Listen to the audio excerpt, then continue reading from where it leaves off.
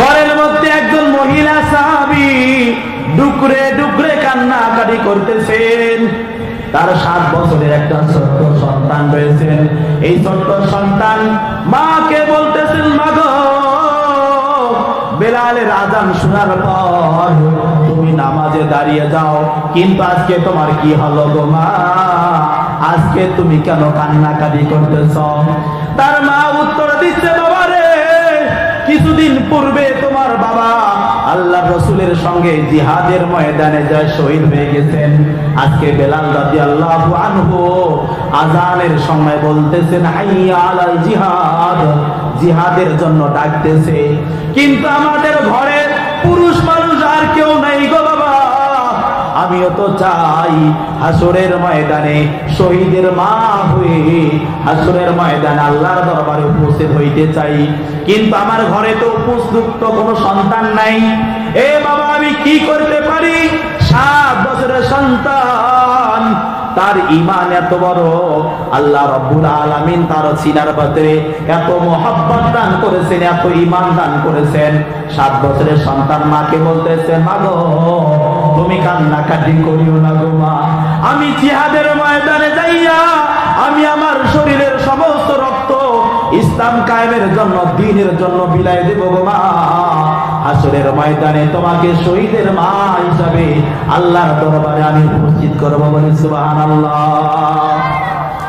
সকালবেলা মা এবং 7 বছরের শিশু সন্তান মিলে আল্লাহর রাসূলের দরবারে উপস্থিত হইলেন। হওয়ার পর দেখতেছেন পুরুষ সাহাবীরা লাইন ধরে এক এক করে নিজের নাম লেখাইতেছেন, কে কে আল্লাহর রাসূলের সঙ্গে যুদ্ধের ময়দানে যাবেন।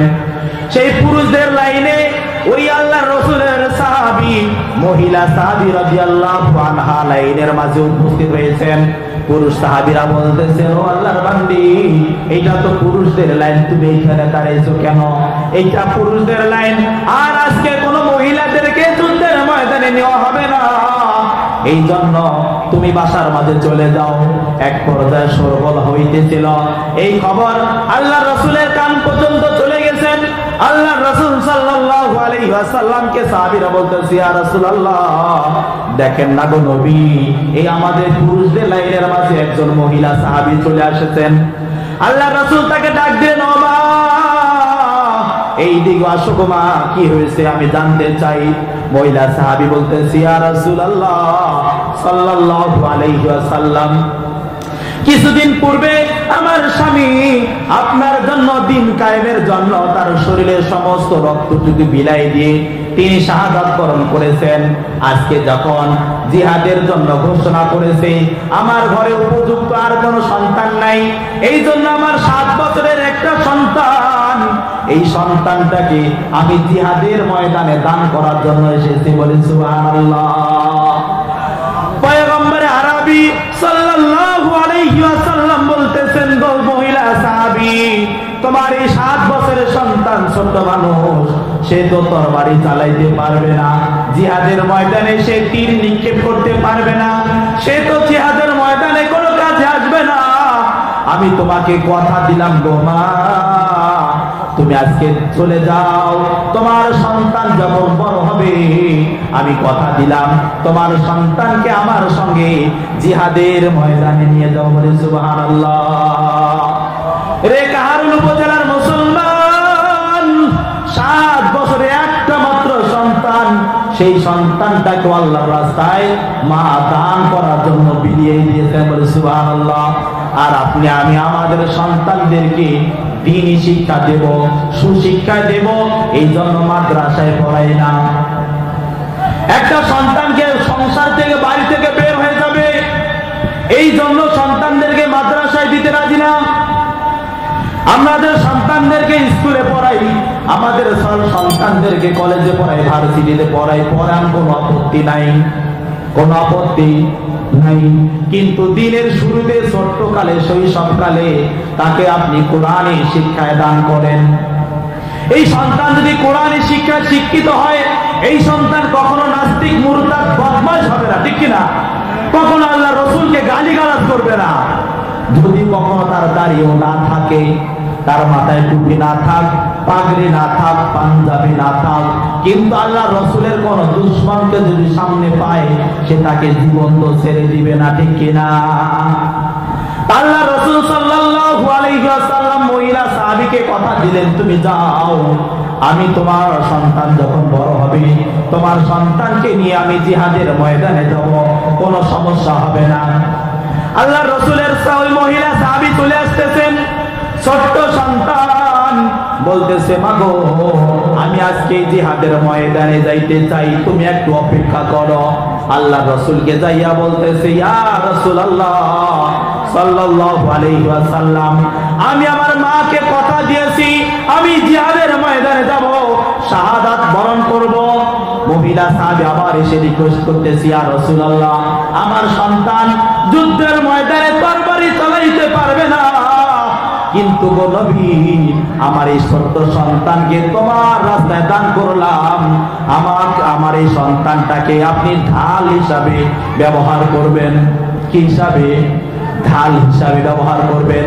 কাফেররা যখন আপনাকে তরবারি দিয়ে আঘাত করবে আমার এই সন্তানটাকে উঁচু করে ধরবেন, আমার সন্তানটা তরবারির আঘাতে দ্বিখণ্ডিত হয়ে যাবে, আমার সন্তান শহীদ হয়ে যাবে, আমি মা হাসরের ময়দানে শহীদের মা হয়ে হাসরের ময়দানে কবরে সুবহানাল্লাহ। এমন সময় আল্লাহ রাব্বুল আলামিন জিবরাইল আলাইহিস সালাতু ওয়াস সালামকে পাঠিয়ে দিলেন। জিবরাইল আলাইহিস সালাতু ওয়াস সালাম এসে বলতেছেন, ইয়া রাসূলুল্লাহ কি করেন গো নবী? আল্লাহ রাসূল বলতেছেন, যুদ্ধের জন্য সাহাবীদের নাম লিস্টি করতেছি। বলতেছে, আপনি এখানে সাহাবীদের নাম লিস্টি করতেছেন, আল্লাহ রাব্বুল আলামিন আরশে আজিমেও আল্লাহ রাব্বুল আলামিন যারা জান্নাতে যাবে আজকের যুদ্ধে যারা শহীদ হবে তাদের নাম আল্লাহ রাব্বুল আলামিন লিপিবদ্ধ করতেছেন। সুবহানাল্লাহ। ইয়া রাসূলুল্লাহ ওই লিস্টের মাঝে আমি দেখে আসলাম সবার উপরে যার নাম লেখা হয়েছে সেটা হলো এই ছোট্ট 7 বছরের সাহাবী। বলে সুবহানাল্লাহ। তাহলে তারা তাদের নিজের জানের চেয়ে, নিজের সন্তানের চেয়ে, পরিবার পরিজনের চেয়ে, সবার চেয়ে আল্লাহর রাসূলকে তারা বেশি ভালোবেসেছে। অবদখিনী প্রাণের আম্মা জান, কেমনে ভুলিব তোমার অবদান। অবদখিনী প্রাণের আম্মা জান, কেমনে ভুলিব তোমার অবদান। সবাই মারহাবা, একটু জিকির করি লা ইলাহা ইল্লাল্লাহ, লা ইলাহা ইল্লাল্লাহ, সুবহানাল্লাহ, আলহামদুলিল্লাহ, লা ইলাহা ইল্লাল্লাহ, লা ইলাহা ইল্লাল্লাহ, লা ইলাহা ইল্লাল্লাহ, মুহাম্মাদুর রাসূলুল্লাহ সাল্লাল্লাহু আলাইহি ওয়াসাল্লাম। সম্মানিত দিনদার মুত্তাকি ভাইরা, আজকে এই সিরাতুন নবী সাল্লাল্লাহু আলাইহি ওয়াসাল্লাম মাহফিলে আমরা এসেছি। এখানে আসার মূল উদ্দেশ্য হচ্ছে যে অনেক উলামা ইকরাম এখানে আসবেন, কোরআন এবং সুন্নাহ ভিত্তিক আলোচনা পেশ করবেন। এই কোরআন সুন্নাহর আলোচনা শুনে আমাদের বাস্তব জীবনে, পারিবারিক জীবন, সাংসারিক জীবন, রাষ্ট্রীয় জীবনে এটা আমরা আমল করার চেষ্টা করব ইনশাআল্লাহ। এই উদ্দেশ্যে পাইছি নাকি না? একটু যাই, যেহেতু মাহফিলের আয়োজন করেছে, একটু যাই, বন্ধু বান্ধবের সঙ্গে দেখা হবে, মেহমানের বাসায় খাওয়া দাওয়া হবে, একটু ঘুরে ফিরে আসি, এই উদ্দেশ্য। এই উদ্দেশ্যে নাকি নিয়তটাকে আমরা চেঞ্জ করি। আমরা প্রত্যেকটা মাহফিলে আপনি আমি যখন যাব, মাহফিলের নিয়ত যেই দিন থেকে করা হয় যে অমুক দিন ওই জায়গায় মাহফিল হবে, আমি ওইখানে যাব, কোরআন সুন্নাহর আলোচনা শুনবো এবং তৎ অনুযায়ী আমি বাস্তব জীবনে আমল করব।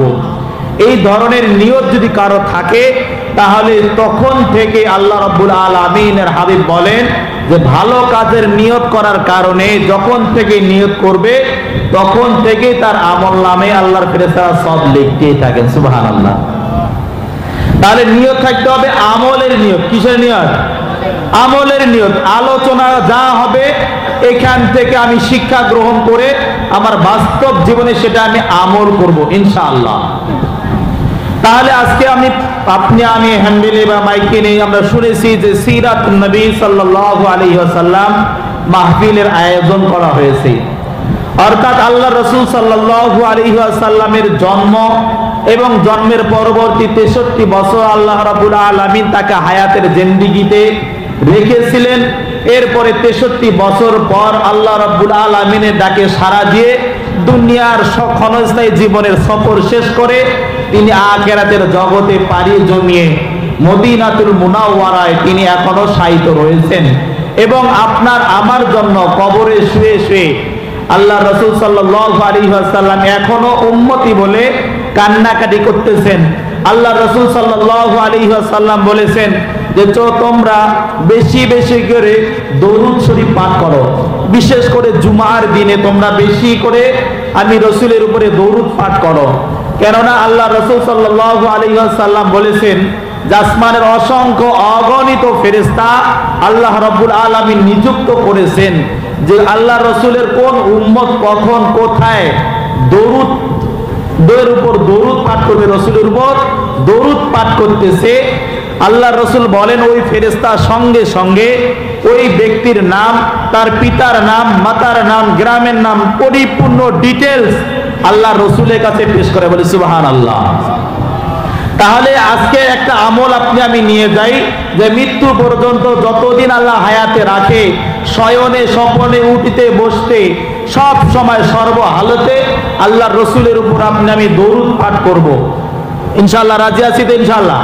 সংক্ষিপ্ত আকারে এতটুকু বলবো, সাল্লাল্লাহু আলাইহি ওয়াসাল্লাম, সাল্লাল্লাহু আলাইহি ওয়াসাল্লাম। এতটুকু আমল করা যাবে তো বাবাজান ইনশাআল্লাহ? ইনশাআল্লাহ রাজি আছি তো ইনশাআল্লাহ? আল্লাহ রাব্বুল আলামিন কবুল করুন।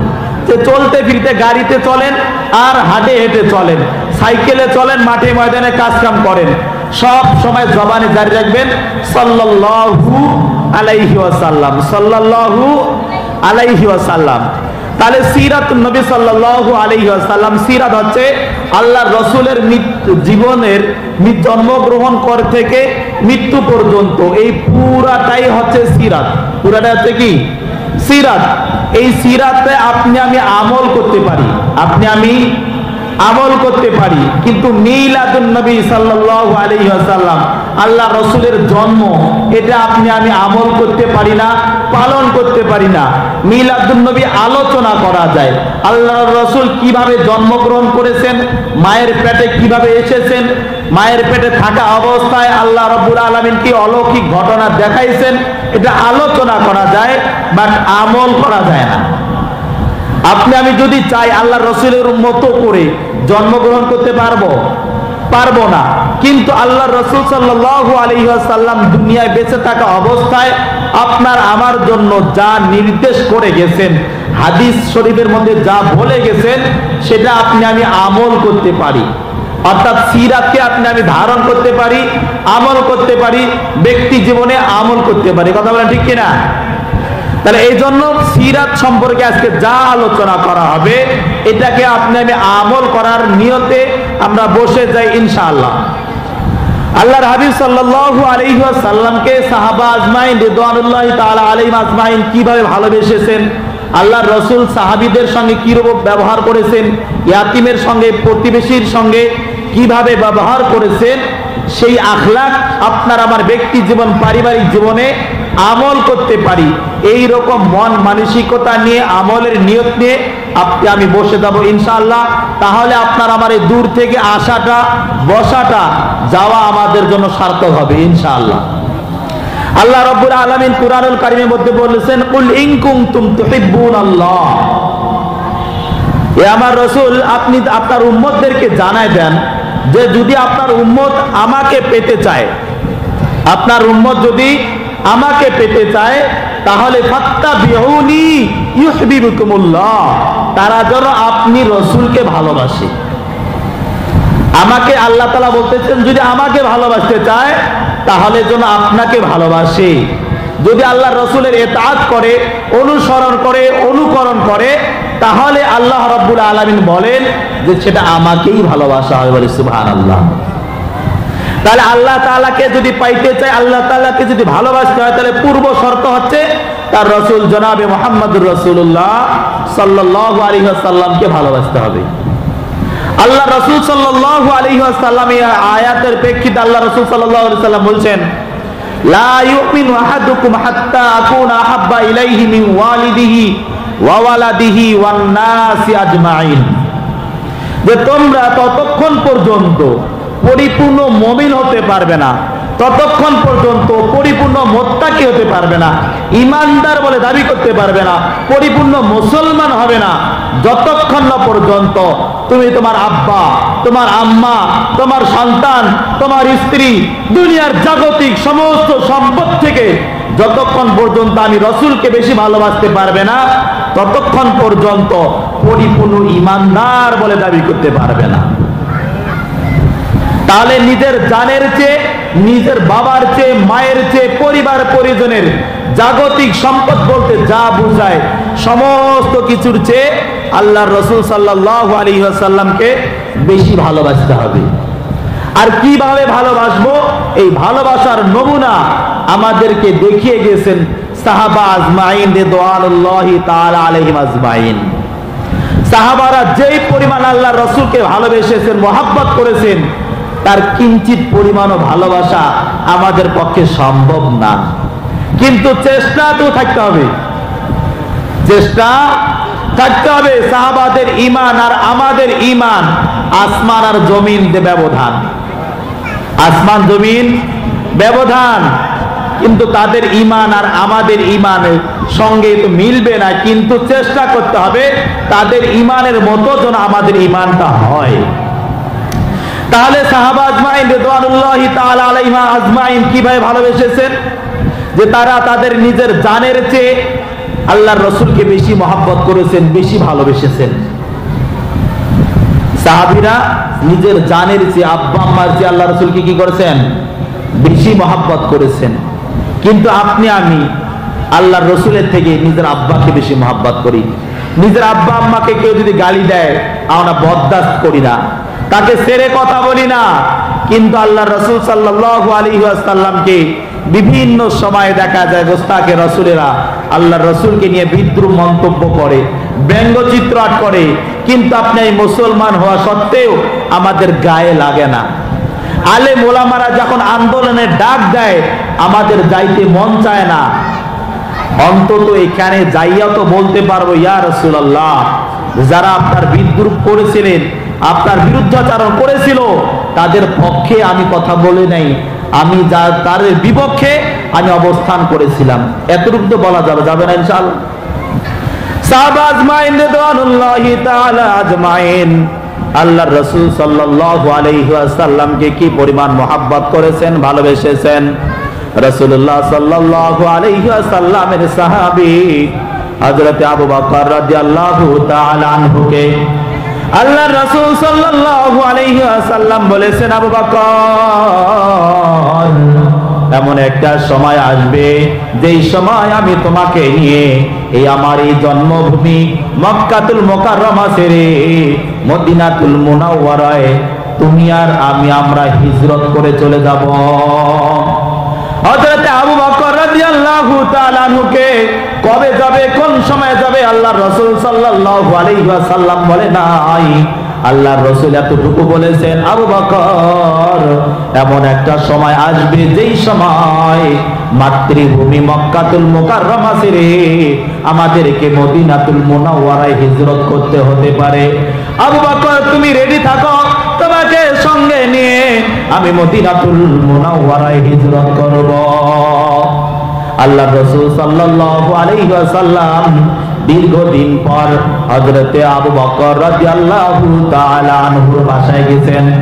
গভীর রাতে আল্লাহর রাসূল সাল্লাল্লাহু আলাইহি ওয়াসাল্লাম আবু বকর রাদিয়াল্লাহু আনহুর বাসায় যাইয়া একটা মাত্র টোকা দিয়েছেন। আবু বকর, সঙ্গে সঙ্গে আবু বকর বলতেছে লাব্বাইকা ইয়া রাসূলুল্লাহ। ওগো আল্লাহর রাসূল, আমি উপস্থিত। আবু বকর রাদিয়াল্লাহু আনহুকে দেখে আল্লাহর রাসূল আশ্চর্যান্বিত হয়ে গেছেন। আবু বকর, গভীর রাত, তোমাকে মাত্র একটা ডাক দিয়েছি, আর একটা ডাকেই তুমি কিভাবে দরজা খুলে দিলে? আবু বকর, আমি বুঝলাম না, তুমি কি ঘুমাও নাই? আবু বকর রাদিয়াল্লাহু আনহু বলতেছি, ইয়া রাসূলুল্লাহ, প্রায় আজকে থেকে 6 মাস পূর্বে আপনি আমাকে বলেছেন আবু বকর, তোমাকে নিয়ে আমি মক্কাতুল মুকাররমা ছেড়ে মদিনাতুল মুনাওয়ারায় হিজরত করব। ইয়া রাসূলুল্লাহ সাল্লাল্লাহু আলাইহি ওয়াসাল্লাম, সেই দিন থেকে আমি আবু বকর সেই দিন থেকে আজ পর্যন্ত বিছানায় পিঠ লাগায় ঘুমাই না। সুবহানাল্লাহ। প্রায় 6 মাস পূর্বে আল্লাহ রাসূল বলেছেন যে তোমাকে নিয়ে আমি হিজরতে বের হব, সেই দিন থেকে তিনি আর বিছানায় পিঠ লাগায়া ঘুমায় না। আল্লাহ রাসূল সাল্লাল্লাহু আলাইহি ওয়াসাল্লাম বলতেছেন, চলো আমরা হিজরতের জন্য বের হয়ে যাই। আল্লাহ রাসূল সাল্লাল্লাহু আলাইহি ওয়াসাল্লাম বলা মাত্রই আবু বকর রাদিয়াল্লাহু তাআলা আনহু ঘর থেকে বেরিয়ে রাস্তা রওনা করতেছেন। আল্লাহ রাসূল সাল্লাল্লাহু আলাইহি ওয়াসাল্লাম বললেন, আবু বকর, তুমি তোমার বিবিকে বলবে না, তোমার বাচ্চাদেরকে বলবা না, তুমি আমার সঙ্গে হিজরতে যাচ্ছ, তাদের কাছ থেকে বিদায় নিবে না। আল্লাহ রাসূল সাল্লাল্লাহু আলাইহি ওয়াসাল্লামের কথা শুনে আবু বকর রাদিয়াল্লাহু আনহু বলতেছি, ইয়া রাসূলুল্লাহ সাল্লাল্লাহু আলাইহি ওয়াসাল্লাম, আমি যেই দিন আপনি আমাকে বলেছেন আমাকে নিয়ে হিজরত করতে রওনা হবেন, সেই দিন থেকে আমি আবু বকর আমার স্ত্রী আমার সন্তানদের কাছ থেকে বিদায় নিয়ে আমি দরজার সঙ্গে দাঁড়িয়ে দাঁড়িয়ে হেলান দিয়ে ঘুমায়া থাকি। বলি সুবহানাল্লাহ। না জানি কত গভীর রাত্রে আপনি আসবেন আর আমাকে ডাকবেন, আবু বকর, আবু বকর, আবু বকর বলে ডাক দিবেন, আর আমি ঘুমায় থাকবো, কাফেররা এসে আপনাকে আক্রমণ করবে। ইয়া রাসূলুল্লাহ, এটা আমি বরদাস্ত করতে পারবো না, এই জন্য আমার স্ত্রী আমার সন্তানদের কাছ থেকেই আগে আমি বিদায় নিয়েছি, আমাকে নতুন করে আর বিদায় নিতে হবে না। বলে সুবহানাল্লাহ। কতটা মহব্বত করলে, কতটা ভালোবাসলে নিজের ঘুম ত্যাগ করে দরজার মাঝে দাঁড়িয়ে দাঁড়িয়ে আল্লাহর রাসূলের অপেক্ষা করতে থাকে। এইভাবে দাঁড়িয়ে দাঁড়িয়ে যখন দাঁড়িয়ে দাঁড়িয়ে ছিলেন, আল্লাহর রাসূল বলা মাত্রই তার সঙ্গে হিজরতে বের হয়ে যায়। আল্লাহর রাসূল সাল্লাল্লাহু আলাইহি ওয়াসাল্লাম যাইতেছেন, হঠাৎ করে দেখলেন আবু বকর রাদিয়াল্লাহু তাআলা আনহুর পাগলামি যেন বেড়ে গেল। তাই তিনি একবার দেখতেছেন আল্লাহর রাসূলের ডান দিকে চলতেছেন, আবার কিছু আবার বাম দিকে, আবার কিছু সময় সামনে চলতেছেন, আবার কিছু সময় পিছনে, এইভাবে সামনে পিছনে ডাইলে বামে আল্লাহর রাসূলের যখন চলতে লাগলেন, আল্লাহর রাসূল সাল্লাল্লাহু আলাইহি ওয়াসাল্লাম বলতেছেন, আবু বকর, কেন তুমি ছটফট করতেছো? কি হয়েছে তোমার? তুমি একবার ডানে যাও, আরেকবার বামে, আরেকবার সামনে, আরেকবার পিছনে যাও। আবু বকর রাদিয়াল্লাহু আনহু বলতেছি, ইয়া রাসূলুল্লাহ,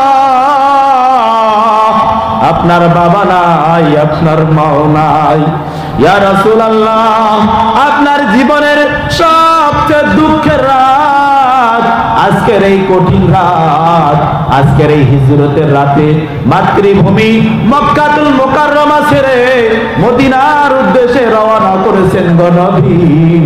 ইয়া রাসূলুল্লাহ, আজকের সফর সঙ্গী হিসাবে আপনি নওজোয়ান সাহাবী হযরত আলী রাদিয়াল্লাহু আনহুকে সঙ্গে নেন নাই, ওসমান রাদিয়াল্লাহু আনহুকে সঙ্গে নেন নাই, নওজোয়ান হযরত আর বেলাল রাদিয়াল্লাহু তাআলা আনহু তাদেরকে সঙ্গে না নিয়ে আপনি আমার মতন বয়ে বৃদ্ধ হযরত আবু বকরকে সঙ্গে নিয়েছেন গো নবী।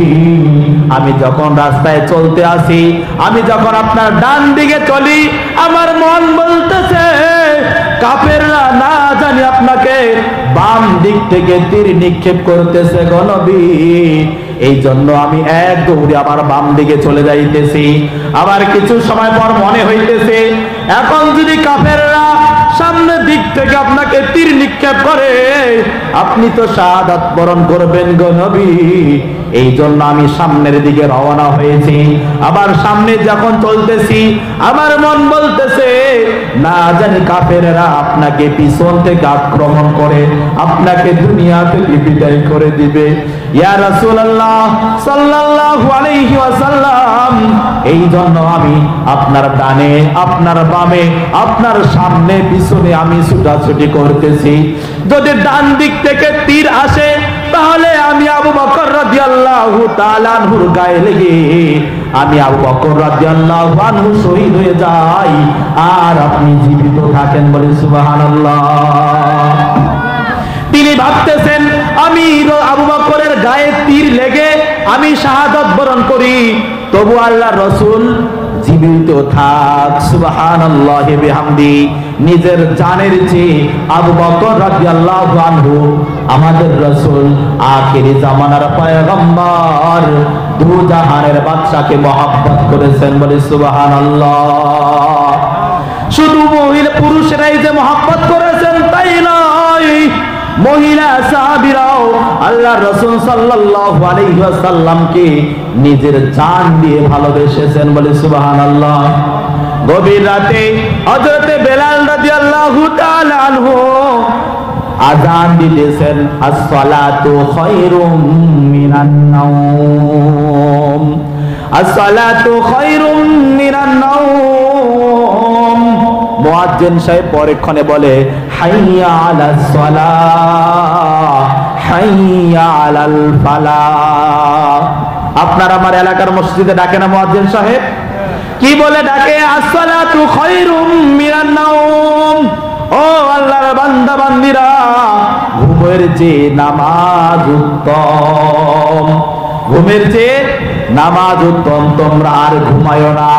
আল্লাহ রাব্বুল আলামিনের পক্ষ থেকে মুয়াজ্জিন সাহেব আপনাকে আমাকে এই সংবাদ জানিয়ে দেয়, ও আল্লাহর বান্দারা দীর্ঘ সময় ঘুমায়েছো, আর ঘুমায়ো না। এখন আল্লাহর ডাকে সাড়া দিয়ে মসজিদের দিকে ধাবিত হও। হাইয়া আলাস সালাহ, আসো নামাজের জন্য আসো।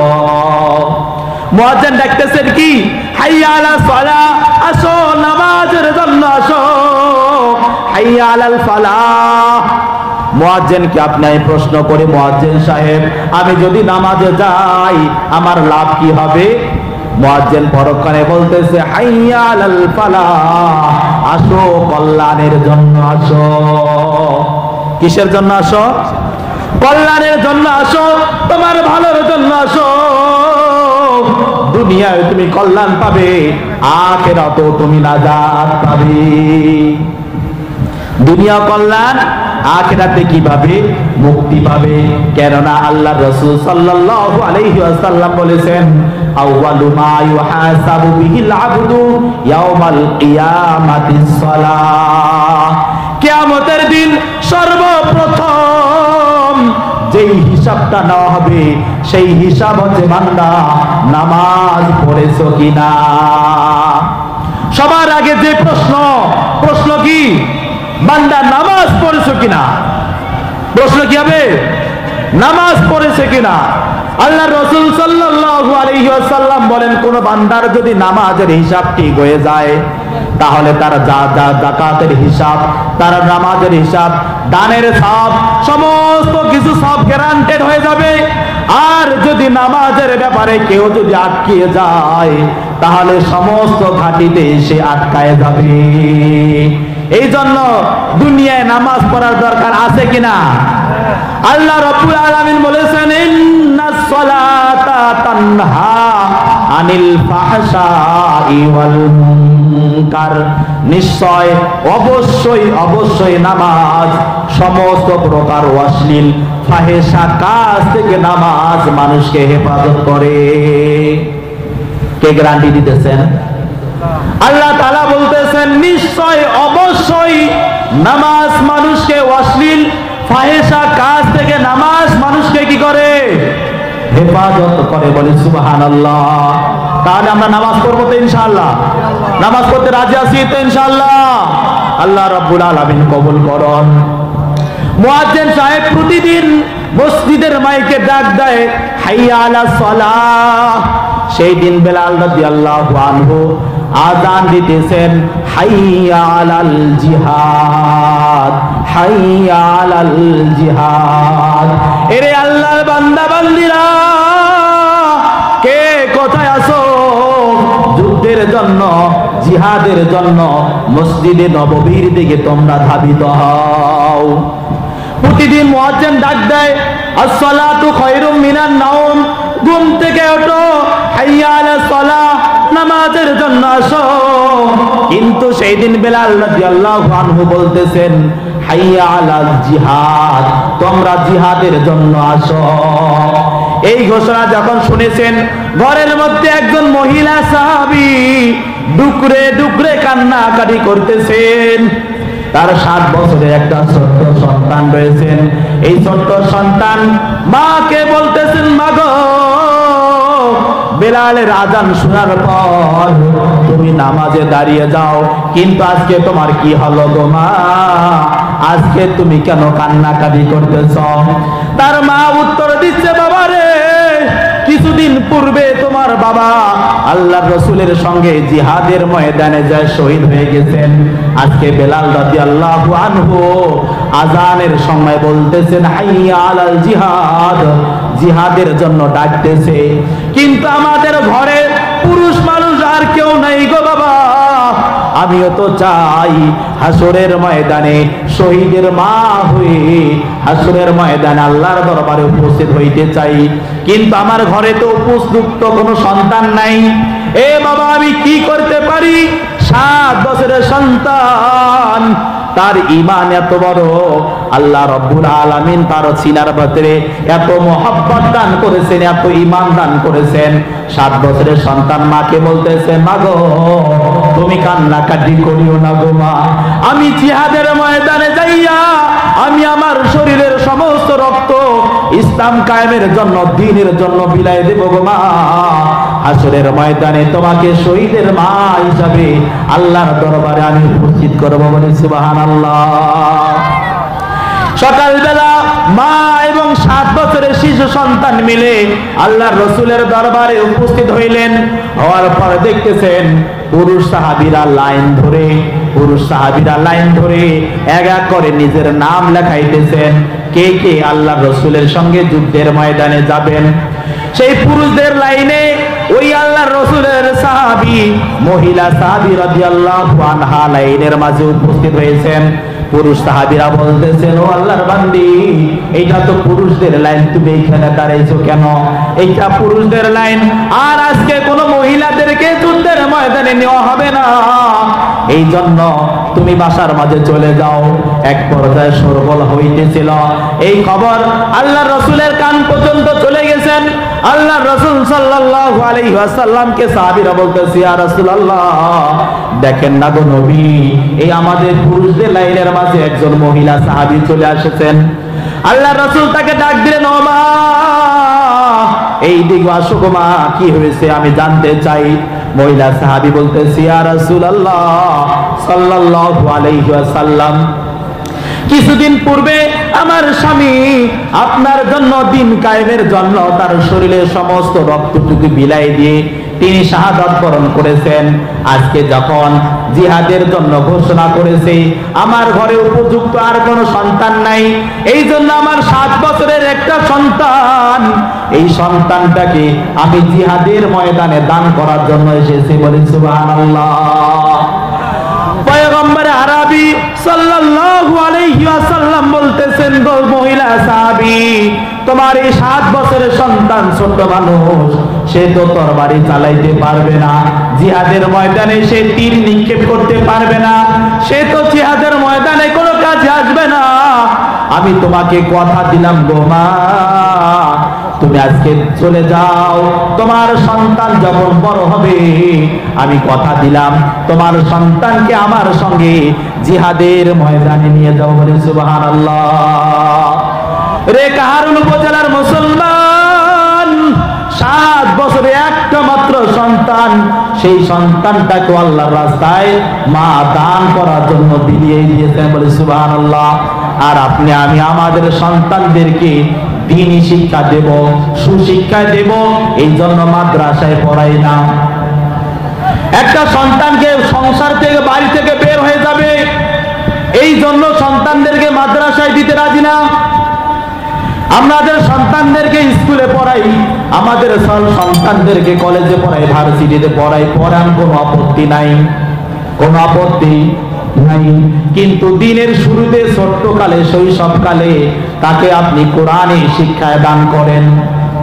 এই সন্তান যদি কোরআনের শিক্ষায় শিক্ষিত হয়, এই সন্তান কখনো নাস্তিক, মুরতাদ, বদমাশ হবে না, ঠিক কিনা? কখনো আল্লাহ রসুলকে গালিগালাজ করবে না। যদি কখনো তার দাড়িও না থাকে, তার মাথায় টুপি না থাক, পাগড়ি না থাক, পাঞ্জাবি না থাক, কিন্তু আল্লাহ রসুলের কোন দুশমনকে যদি সামনে পায়, সে তাকে জীবন্ত ছেড়ে দিবে না, ঠিক কিনা? আল্লাহ রসুল সাল্লাল্লাহু আলাইহি ওয়াসাল্লাম মহিলা সাহাবীকে কথা দিলেন, তুমি যাও, আমি তোমার সন্তান যখন বড় হবে, তোমার সন্তানকে নিয়ে আমি জিহাদের ময়দানে যাব, কোনো সমস্যা হবে না। আল্লাহ রসুলের ওই মহিলা সাহাবী চলে আসতেছেন, ছোট্ট সন্তান বলতেছে, মাগো আমি আজকে জিহাদের ময়দানে যাইতে চাই, তুমি একটু অপেক্ষা করো। আল্লাহ রসুলকে যাইয়া বলতেছে, ইয়া রাসূলুল্লাহ সাল্লাল্লাহু আলাইহি ওয়াসাল্লাম, আমি আমার মাকে কথা দিয়েছি, আমি জিহাদের ময়দানে যাব, শাহাদাত বরণ করব। মহিলা সাহাবী আবার এসে রিকোয়েস্ট করতেছে, ইয়া রাসূলুল্লাহ, আমার সন্তান যুদ্ধের ময়দানে তরবারি চালাইতে পারবে না, কিন্তু গো নবী, আমার এই ছোট্ট সন্তানকে তোমার রাস্তায় দান করলাম, আমার এই সন্তানটাকে আপনি ঢাল হিসাবে ব্যবহার করবেন। কি হিসাবে? ঢাল হিসাবে ব্যবহার করবেন। কাফেররা যখন আপনাকে তরবারি দিয়ে আঘাত করবে, আমার এই সন্তানটাকে উঁচু করে ধরবেন, আমার সন্তানটা তরবারির আঘাতে দ্বিখণ্ডিত হয়ে যাবে, আমার সন্তান শহীদ হয়ে যাবে, আমি মা হাসরের ময়দানে, শহীদের মা হয়ে হাসরের ময়দানে উঠব, বলি সুবহানাল্লাহ। এমন সময় আল্লাহ রব্বুল আলামিন জিবরাইল আলাইহিস সালাতু ওয়াস সালামকে পাঠিয়ে দিলেন। জিবরাইল আলাইহিস সালাতু ওয়াস সালাম এসে বলতেছেন, ইয়া রাসূলুল্লাহ, কি করেন গো নবী? আল্লাহ রসুল বলতেছেন, যুদ্ধের জন্য সাহাবীদের নাম লিস্টি করতেছি। বলতেছে, আপনি এখানে সাহাবীদের নাম লিস্টি করতেছেন, আল্লাহ রব্বুল আলামিন আরশে আজিমেও আল্লাহ রব্বুল আলামিন যারা জান্নাতে যাবে, আজকের যুদ্ধে যারা শহীদ হবে, তাদের নাম আল্লাহ রব্বুল আলামিন লিপিবদ্ধ করতেছেন। সুবহানাল্লাহ। ইয়া রাসূলুল্লাহ, ওই লিস্টের মাঝে আমি দেখে আসলাম, সবার উপরে যার নাম লেখা হয়েছে সেটা হলো এই ছোট্ট 7 বছরের সাহাবী, বলি সুবহানাল্লাহ। তাহলে তারা তাদের নিজের জানের চেয়ে, নিজের সন্তানের চেয়ে, পরিবার পরিজনের চেয়ে, সবার চেয়ে আল্লাহর রাসূলকে তারা বেশি ভালোবেসেছেন। তাহলে অনুরূপ ভালোবাসা আমাদের দরকার আছে না নাই? আছে কিনা? ওই রসুলকে যদি ভালোবাসতে চাই, তাহলে আজকে তাকে নিয়ত করেন রসুলের সুন্নত, এই সুন্নতি দাড়ি মোবারক, সমস্ত সুন্নত দুনিয়ায় থেকে যাবে, কিন্তু মৃত্যুর পর এই একটা সুন্নত দাড়ি আল্লাহ রসুল বলেন ওই কবর পর্যন্ত নিয়ে যাব, ঠিক কিনা? সমস্ত সাহাবী পাগড়ি পরেছি, টুপি পরেছি, পাঞ্জাবি পরেছি, দস্তরখানা বিছে খানা খাইছি, এগুলা কি সুন্নত? কি এগুলা সুন্নত, কিন্তু দাড়ি রাখাও কি সুন্নত। তাই টুপি পাঞ্জাবি সব দুনিয়ায় পড়ে থাকবে, তার একটা সুন্নত, সেই সুন্নতের নাম কি? দাড়ি। এই দাড়িটা আপনি আমি কবরে নিয়ে যাব, ফেরেশতাকে দেখাই দেব, ফেরেশতা মুসলমান না কাফের, দেখ আমার দাড়ি রয়েছে। সুবহানাল্লাহ। তাহলে যুবক ভাইরা ইনশাআল্লাহ রাজি আছি তো? ইনশাআল্লাহ দাড়ি বাজার বেলে লাগাইতে রাজি আছি ইনশাআল্লাহ, নাকি? রাজি? বেলে লাগাবো, দাড়ি কাটবো, আর দাড়ি কাটবো। আল্লাহ রাব্বুল আলামিন কবুল করুন, আল্লাহুম্মা আমিন। সংক্ষিপ্ত সময় যা আলোচনা করলাম ভুল ত্রুটি ক্ষমা করে দিবেন, এবং সকলের কাছে দোয়া চাই আল্লাহ রাব্বুল আলামিন যেন কোরআনের ময়দানে সারা বিশ্ব ইসলামের জন্য কবুল করেন। সকলে আল্লাহুম্মা আমিন।